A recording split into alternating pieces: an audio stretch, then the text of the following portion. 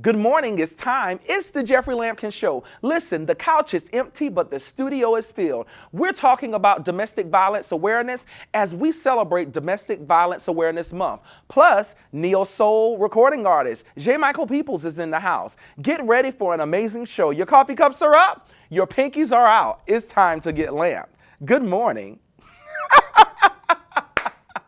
Here we go. Jeffrey Lampkin. Everybody get up. Say what? Everybody get up. Come on. With Jeffrey Lampkin. Motivation, inspiration, educating new revelation. With Jeffrey Lampkin. Entertainment just for you. Smiling out 'cause God loves you. Get up, with Jeffrey Lampkin. Somebody turn the lamp on. Good morning. Welcome back to the Jeffrey Lampkin Show. Listen, put your coffee cups down right now. You know, I'm absolutely excited about this show on today. Of course, for the past 6 seasons, I have taken the time to talk about and discuss a platform that is very near and dear to my heart. When I was at Newberry College, I had the opportunity to volunteer with Sister Care and do some work dealing around domestic violence. And it became something that was very important to me. And then also having some friends who were victims of domestic violence. Did you know that South Carolina for the past 3 years has ranked either #1 or #2 when it comes to domestic violence incidents, when it comes to women being affected with violence by men? And of course, every year I can't do this show without bringing on one of the nation's most prolific domestic violence advocates, and that is my sister, Tamika Sims. Good morning, my love. Good morning. How are you this morning? I'm fantastic. And How listen, are you? I am amazing, and let me tell you why. Okay. Because you brought some outstanding ladies. I did, Number one, I did. they are absolutely gorgeous. Thank you. I'm excited. We have Miss Tina Torres, who is here, a survivor. Good morning, my love. Thank you. How Good are you this morning. morning? I am great. You look beautiful. Thank you. Absolutely beautiful. Thank you. And listen, assistant solicitor for Richland County, the April Sampson is in the house. you? Good morning, my love. Thank you. How are you this morning? I'm great. How I'm are waiting you? for the day when they put April on CNN. Yes, she okay. wants to be I there. believe that their She time is needs to be coming. there. Yes, ma'am. I believe it's going to come. Talk to us real quick, Tamika, because of course we're talking about domestic violence. You are a survivor, and what you've done with your story, what you've done not just with your story, but with the stories of so many others, has brought about a new awareness here in South Carolina. Yes. What keeps you carrying the mantle all these years? What keeps me carrying the mantle are the stories of the victims, the stories that I hear all the time, the women that I speak to, the children that grew up in homes where they saw their mothers and their fathers in these very violent incidents. It's the strength and courage that they still have. And even if they aren't able to tell their story, they are able to see themselves in my story. And every time I get a testimony or every time I get feedback, it just keeps me going. It gives me the strength that I need to keep telling my story. Let me ask you this question, Tamika, because what I found, of course, I believe in 2014, there were 50 incidents on record here in South Carolina of men having domestic violence issues towards women. It increased in 2015 to 57 incidents. Does it surprise you with the amount of awareness that is going on that this type of behavior is still occurring? It does not surprise me. The one thing that we have to remember about domestic violence is that it is an underreported crime. So although we are aware of the 50 or 57 cases, there are still many more that go unreported in our, not just in our state, but in our country. And we need to do more. We need to do more awareness outside of the month of October. This needs to be an issue that we talk about year round. So when we talk about domestic violence, of course, because I want people to really understand what domestic violence is, because sometimes people just think if I physically strike you, then that's domestic violence. And I know we have April here, and I'm going to bring April in to give me some legal jargon behind what's going on. But as an advocate, as just a mother, as a wife, a former wife and girlfriend, and for all these people, these survivors out here, a sister, What is domestic violence? Domestic violence is a system of abusive behaviors. It's not just physical abuse. It oftentimes begins with emotional abuse. And I tell people all the time, violence doesn't begin with the fist, it begins with the mouth. So there's emotional abuse, there's verbal abuse, there's psychological abuse, there's financial abuse, there's spiritual abuse, there's social isolation. It takes a place of many forms, and oftentimes we dismiss it because by the time the physical abuse has occurred, the victim has already experienced many years of emotional abuse, and that makes it even harder for them to leave that relationship. When we talk about abuse and talking about being a survivor, and Tina, I want to thank you so much for being here this morning. You're a survivor. Yes. You're here. Yes. You're living. Yes. You're alive to tell the story. Yes. Talk to us about your journey. Oh, my journey has not been all that great.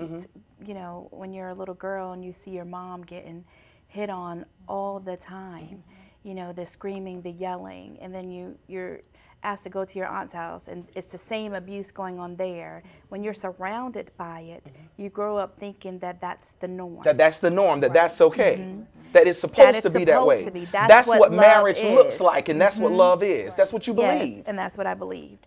So when it was happening to me, I just assumed that that's what it was supposed to be. Wow. So I accepted it. How long did this occur to you? It occurred up until maybe about 5-6 years ago. Now, was this someone that you were married to? Were No. y'all just in a relationship? No, I was never married. Wow. Relationships. Okay. And I say with an S. Okay.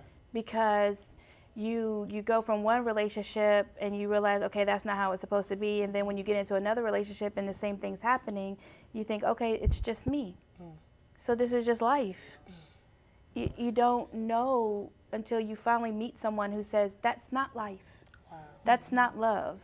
That is not what's supposed to be happening in that relationship. Let me ask you this question, Tina. The first time that it happened, did it, I guess because of what you saw, so you were like, you know, your mind is normal.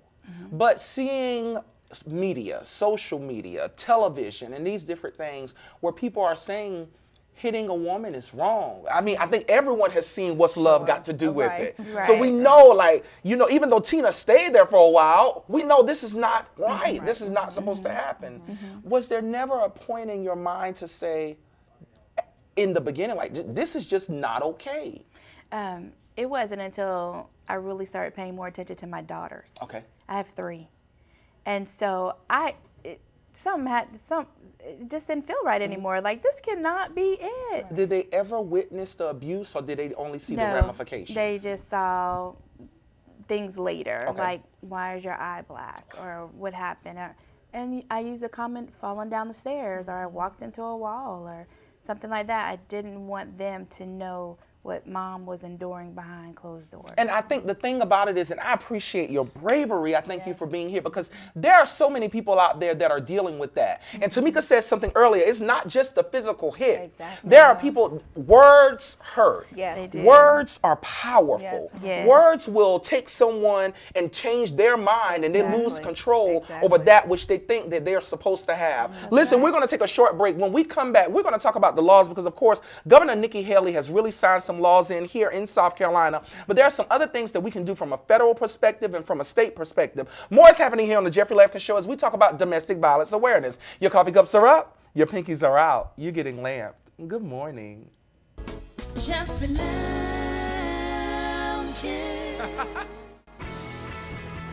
Cannon and Graves is a proud sponsor of the Jeffrey Lampkin Show. Located at 1837 Wilson Road in Newberry, Cannon and Graves has the perfect certified used car for you.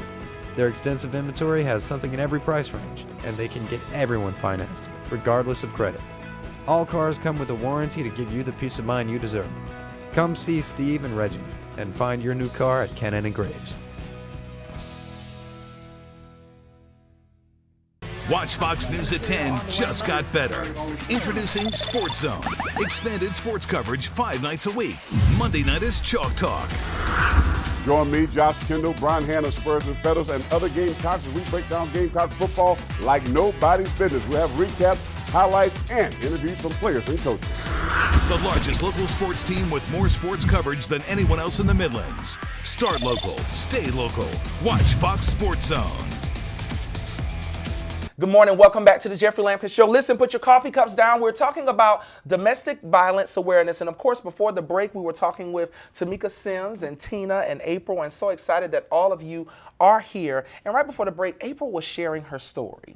And Tina was sharing her story. And April, with you being a solicitor, seeing these cases that come to you, do you find it often that women the charges will be filed, but they'll come to you and try to say, I don't want to prosecute. I don't want to testify. I don't want to do anything. Do you find that happens with victims? It does, and there's several reasons. Okay. Sometimes, as you've already said, this doesn't just come with a hit. It starts in the beginning, and from the beginning of the relationship, oftentimes, they're grooming women to be abused. And so by the time the women are ready or able to actually say anything, they may not be financially ready to do it. They may not have anywhere to go. A lot of times these men isolate them to the point that they don't have anywhere to go if he's put in jail. So once he's put in jail, they don't have the money to go forward. They don't have the ability, and they often just don't know what to do. Let me ask a question. You said something, and that was powerful, what you just said. You said they're grooming them. Oh, yes. They're grooming them to handle this abuse and to take it and think that this is normal. For women out there who are watching right now, who are looking, and let me share this real quick. Domestic violence is not just to women. Right. It is both sides. Exactly. And sometimes it's underreported, but I want to make that clear that it is both sides that are abused. But to the victims, what does the grooming look like? It usually starts with comments. Okay. It may be something that usually most, and I say this all the time, I was telling them earlier, a man or a woman who abuses, they have a pattern. They are controllers. And so it starts with, I don't like that shirt. I don't like the way you look today. And because you are in love with them, because you like them, you want to do what they say. I don't want you talking to your mother. I don't like what she says about our relationship. I don't want you talking to, and it just goes and it goes, and you become isolated. Once he actually then physically abuses you, usually your friends or family have said something to you. I don't like him. He's problematic. So you don't feel like you can go to them when that happens. So then you isolate yourself because you're ashamed of what happened. And first of all, you should never be ashamed. It's his fault. It's the abuser's fault. It is not your fault. But you always internalize that. It is somehow your fault. Not only is he telling you that, you're telling yourself that because you didn't leave the first time. You didn't leave the second time. Did you feel that way, Tina? And Tamika, I know you're a survivor as well. Did you feel that way, like this is my fault, like I did something that caused him to snap? Or I didn't do something. Or I didn't do something that caused him to snap. What were some of the triggers that you would find? What were things that you in your mind internalized and said, I did it? I didn't make the bed, or what were some of the things that you experienced? Either I didn't cook dinner on time, or I didn't make it at home. Wait, to home so in you time. cooked dinner? Yeah. Oh, I love to cook. But you didn't cook it on time. I didn't cook it on time, or I didn't answer my phone, Too much or I didn't salt. answer the text message in time, or the time that it took for me to leave home to get to work. Right. You know, you didn't call me at such time, so did you go somewhere else? So it was just things like that, and I didn't understand, but I assumed that that's just how it was supposed to be. Right. It's supposed to be normal. And I don't want to interrupt, but No, go ahead. you said some numbers, and I want everyone to understand. You said the numbers went from 50 to 57. That's not incidents of domestic violence. That's deaths. Wow. So let's be clear. So that's just the people that most of those were women who died at the hands of their abusers. We get 50 or more a month of domestic violence. Of just so incidents. let's make sure that we understand. We're not talking about, when you say the numbers of incidents, we are number 1 or number 2 in incidents. We're also number 1 or 2 in deaths. Yes. From domestic violence. Yeah. That's right. That's scary. Yeah. That's scary. It's a problem. So let me ask this question. In your office, in the Richland County Solicitor's office, talk to us about your approach to this and what are some of the things that have, because I know that the laws have become stricter and the penalties are great. I think it's based on the number of occurrences. Correct. The more times you assault, the higher the penalty can be. So it's a criminal domestic. It's now called domestic violence, by the way. It's not criminal domestic violence. Domestic violence. And the first time it's a 30-day offense. The second time it's 90. The third time it increases. Third and above is more than that. Okay. And there's also different degrees in terms of the results. For example, if you just hit someone, that's going to be what we would call a simple domestic violence. Okay. If you assault them and you break a bone, that's going to be a first degree. So there's different levels, just like there's different levels of assaults, and that also ends up with different penalties. You can also now get permanent restraining orders, which you couldn't use. That was one of the laws you said that Nikki Haley, as you mentioned, had changed. That was one of the changes that we now have. So we have different tools we can use to try to keep the abuse from coming back again. We also try to work with Sister Care. We do a lot with them to try Shout to out to Sister Care, by the way, for all that they love do. Sister Care. They do a great job. In our office, we also, in all offices around the state, you have a victim advocate who also sends them to counseling, who we pay for that. The state, it's not, the victim never has to pay for that. And it also is for the children.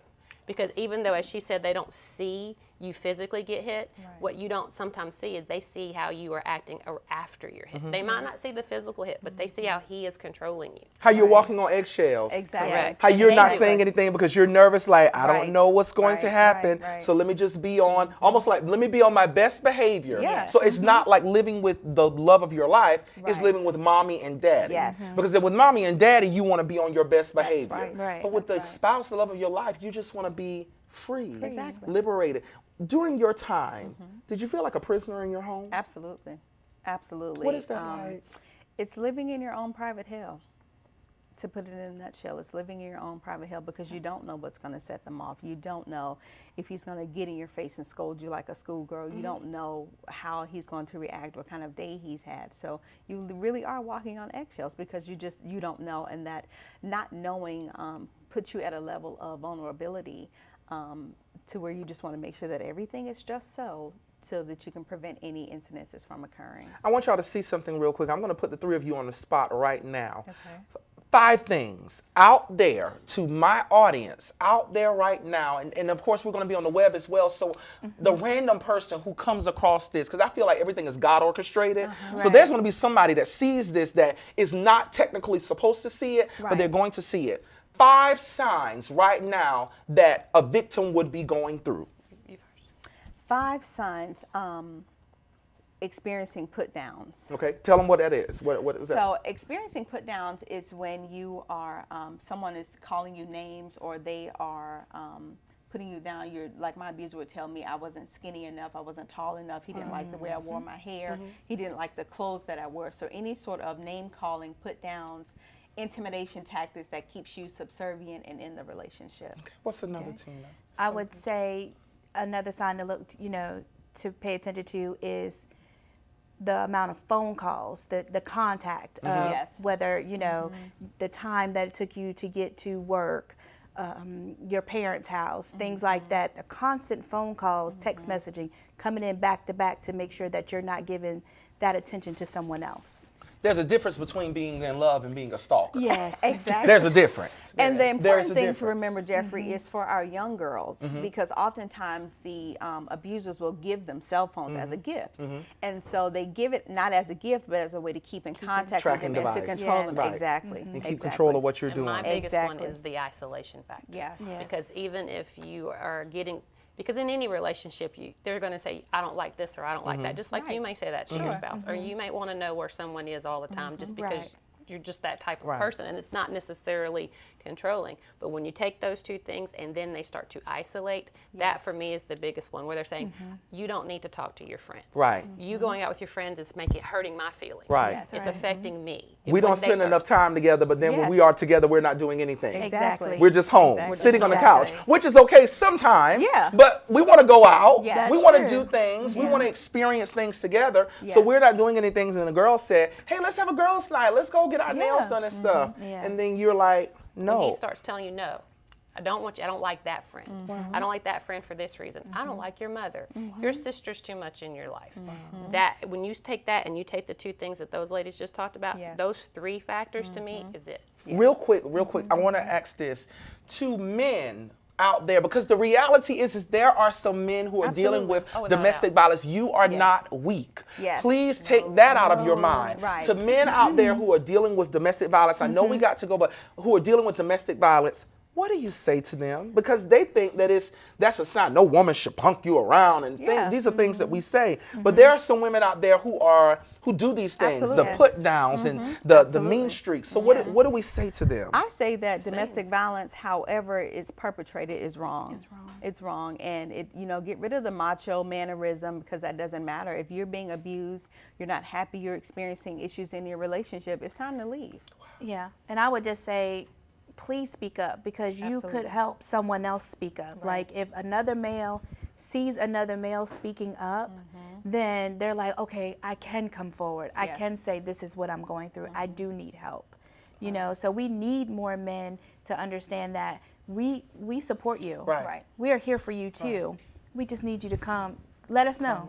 If you're dealing with domestic violence right now, and we're leaving, if you're dealing with domestic violence right now, where can they go? Who can they call? I know Sister Care is out there, but if someone is watching this right now and I'm scared, what can they do, April, Tamika, If you Tina? can't What call can the they do? police, if you can't get to Sister Care, you've got a friend. Okay. Go to them. They're going to help you. Okay. Men, women, it doesn't matter. Okay. There's someone Yes, that is they on can your call side. me. That's right. Call They can Tina. call me. Yeah. Call They can Tina. call Find me. Tina. Listen, and if you can't find Tina, you find me, and I That's will right. find Tina. We will find her. Yes. Listen, Yes. ladies, thank you so much. so Tamika much for Sims, having Tina us. Thank Torres, you. April Sampson. Listen, there is still work out there to be done. And of course, every year, I will continue. As long as this show is going on, it's been 6 seasons, and every season, we focus specially on domestic violence. Listen, coming up next in the studio is Jamichael Peoples. He's taking it to the bridge on November 5th, and we're going to find out a little bit of what is this all about. A book and the guitar together? More is happening on the Jeffrey Lampkin Show. Your coffee cups are up. Your pinkies are out. You're getting lamp.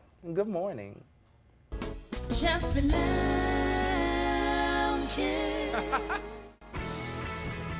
Cannon & Graves is a proud sponsor of the Jeffrey Lampkin Show. Located at 1837 Wilson Road in Newberry, Cannon & Graves has the perfect certified used car for you. Their extensive inventory has something in every price range, and they can get everyone financed, regardless of credit. All cars come with a warranty to give you the peace of mind you deserve. Come see Steve and Reggie and find your new car at Cannon & Graves. Good morning. Welcome back to the Jeffrey Lampkin Show. Listen, put your coffee cups down. Want to give a shout out to my stylist this morning. So, of course, you know, with the show, we were talking about domestic violence. And, of course, anyone who knows me knows that I am very much into R&B soul and neo soul. It gives me all of my life. So, instrumental music is everything to me. And there are a few local artists who I am just a fan of. Terrence Young, Katira, Sam.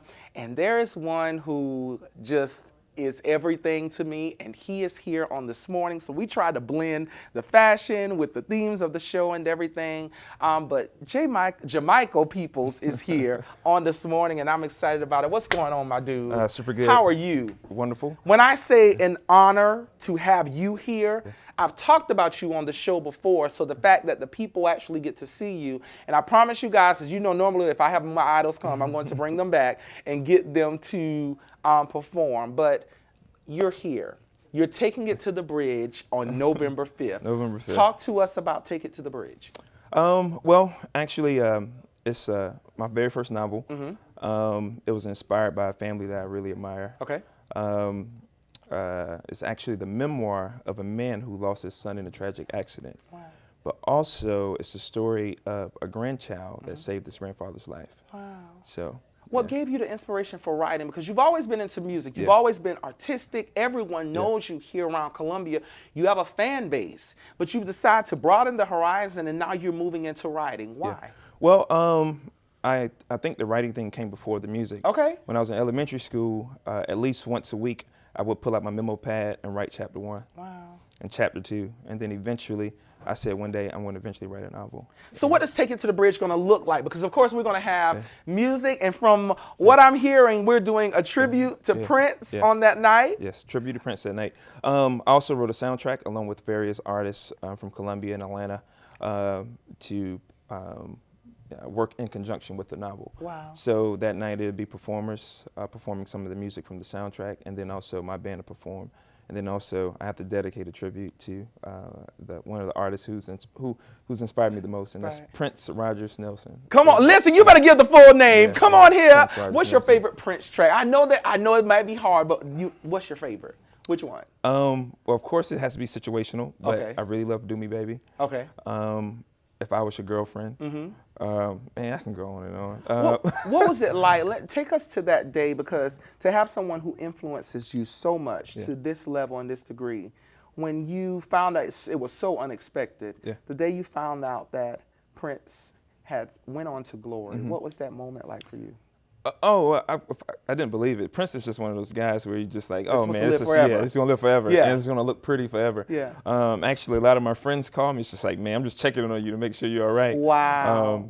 It's just because I respect him so much as an artist, and the things he's done with his music career and how much creativity he put into everything he's done, and I'm inspired by that same process. That's one of the reasons I also decided to put a soundtrack along with my book. And this is something that he would have done. Like, he would do stuff absolutely. like this. You follow what I'm saying? Absolutely. You know, create movies and then the soundtrack. Now, you're a independent artist. Yes, sir. And there are many people out there who can play, Yeah. and they claim they're artists, but no, an artist creates. Yes. An artist designs. Yeah.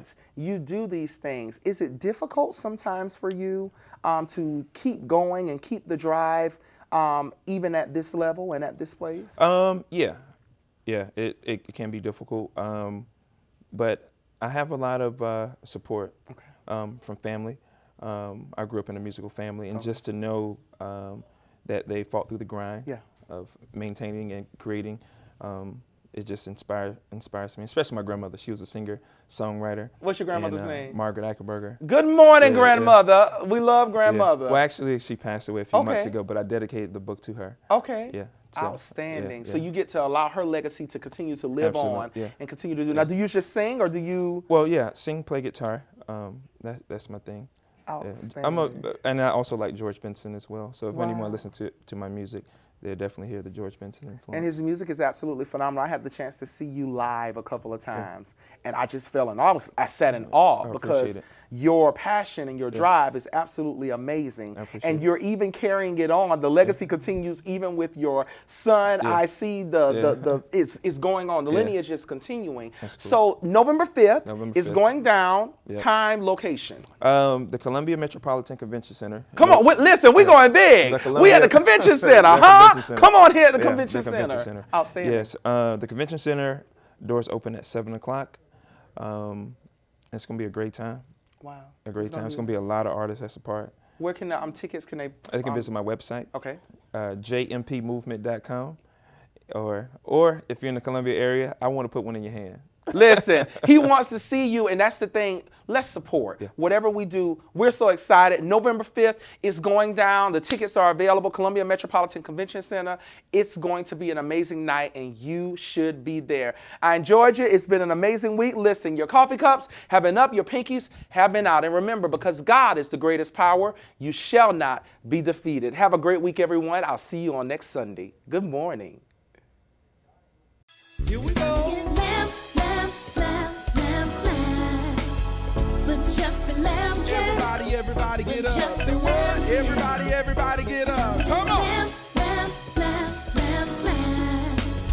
When Jeffrey Lampkin. Motivation, inspiration, educated new revelation.